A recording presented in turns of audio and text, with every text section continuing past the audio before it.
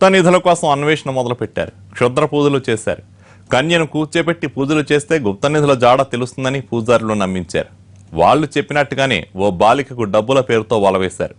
తీసుకొచ్చి పూజలో కూర్చోబెట్టారు. ఆ తర్వాత ఆ బాలికపై లైంగిక వేధింపులకు పాల్పడ్డారు. నల్గొండ జిల్లాలో సంచలనం సృష్టించిన ఈ ఘటనలో నిందితులను అరెస్ట్ చేశారు పోలీసులు.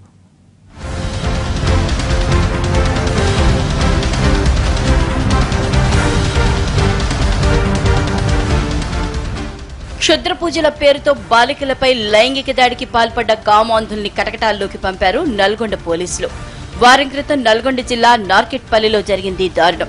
అడవి వేముల గ్రామస్తుడైన లింగయ్య యాదవ్, నెమ్మాని గ్రామస్తులైన ఇందిరమ్మలు గుప్త నిధుల కోసం అన్వేషిస్తున్నారు. నెమ్మాని గ్రామానికి చెందిన ఉయ్యల వెంకన్నను ఆశ్రయించారు.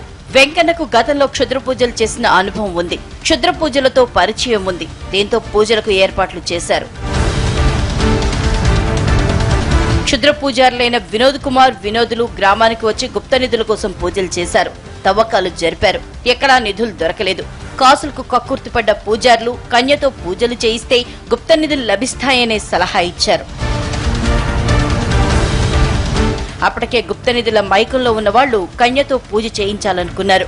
గ్రామానికి చెందిన ఓ బాలికకు వలవేశారు. చెప్పినట్లు వింటే డబ్బులు ఇస్తామని మాయమాటలు చెప్పారు. పూజలో కూర్చోవడమే కదా అనుకుని ఒప్పుకుంది ఆ బాలిక.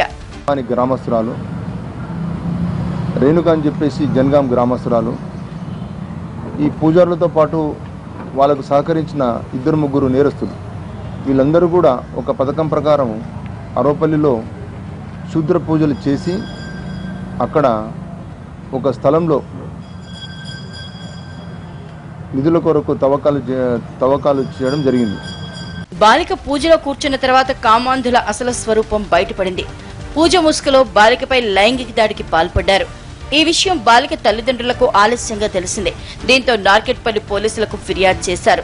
లోతుగా విచారణ జరిపిన పోలీసులు 6గురిని అరెస్ట్ చేశారు. అరెస్ట్ అయిన వారిలో ఓ టీఆర్ఎస్ నేత కూడా ఉన్నారు. పెళ్లిగాని కన్యకను పూజలో కూర్చోబెడితే అది శక్తి ఆవహించి మనకు బంగారం నిధులు ఎక్కడున్న చెప్తారని చెప్పేసి ఆ ఉద్దేశంతో ఒక మైనర్ అమ్మాయిని పూజ పేరుతో అమ్మాయిని ఆ పూజలో పార్టిసిపేట్ చేపించి మోసగించడం జరిగింది.